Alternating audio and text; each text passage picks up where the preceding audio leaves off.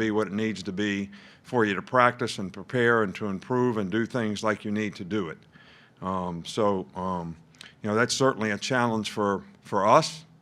At this time of the year, you don't want to have self-pity. What this team has done to this point, they've put themselves in a position to have a chance to be successful, and we want to be able to build on that, but everybody's got to have the right mindset to do that, and you got to believe in practice and preparation to be able to do that. We're playing a team that's going to throw the ball 67 times in a game, and we're going to have to play really, really well to keep them from scoring a lot of points, which they're capable of. Their defense has played very, very well, so they do a lot of stuff up front that creates a lot of problems for you. So that's a challenge for us. So we need to really have great preparation because this is a different kind of team for us to prepare for. And I think that's going to be very important to us being able to perform the way we want to perform on Saturday. Okay, we'll start with Charlie Potter. Hey, Coach, just wondering if you have an update on LeBron Ray and Deontay Brown and anybody else that might be out with an injury. LeBron Ray is probably questionable for this game. I think we'll probably, to get him right and get him well, it probably would be much better for us to just wait until, after this bye week. He's been out there, he's practiced, but he continues to have issues and problems. So we just need to shut him down and let him get healed up so that this is not going to be a problem in the future. Deontay Brown has practiced every day, so we're that's all I got to say about any injuries. We'll go to Michael Casagrande. Yeah, I was just wondering if your evaluation of how you've been able to run the ball in the second half, mostly in the fourth quarter. What's your evaluation of that? It's been good. It's been really good. We've been able to take the air out of the ball, a couple times this year, keeping the ball so the offense doesn't get it back. Did it this past week. Did it, in a couple other games this year. So I think that's very important to winning.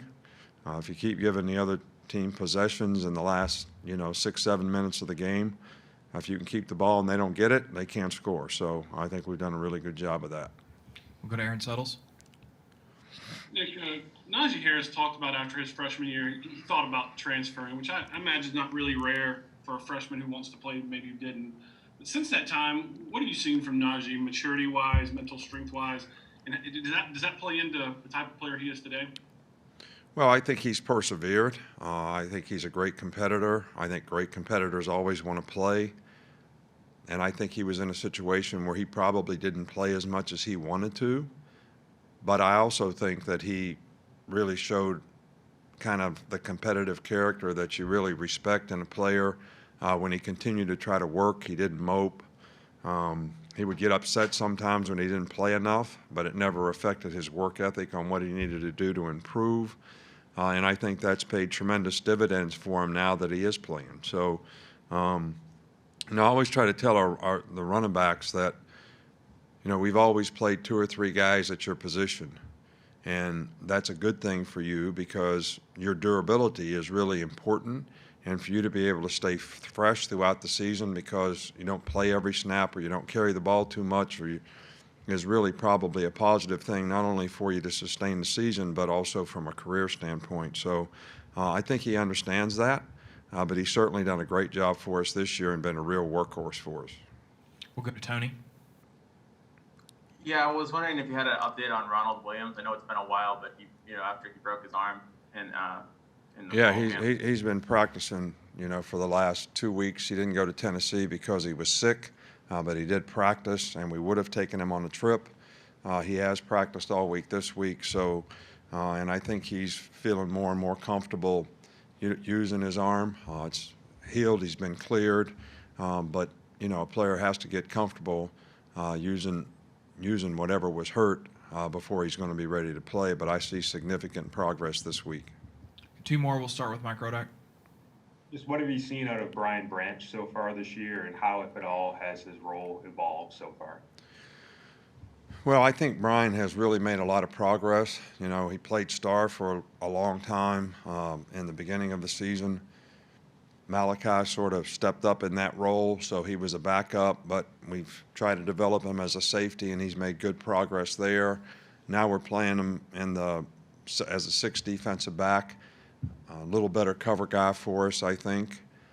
Good blitzer. So he's moved around a lot, which I hate to do with young players. I like to put them in one spot and leave them there. But he has handled it extremely well and has really made a lot of progress, and I think will be a really positive contributor for us, the rest of the season. Okay, we'll finish up with Ogletree. Yeah, Coach.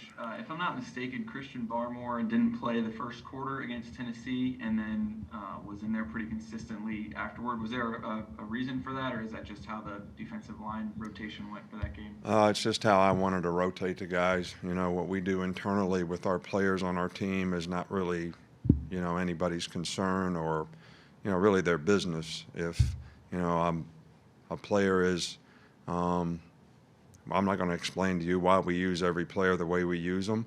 I was happy with the way the guy played when he played, and I think that's the most important thing. Thank you, Coach.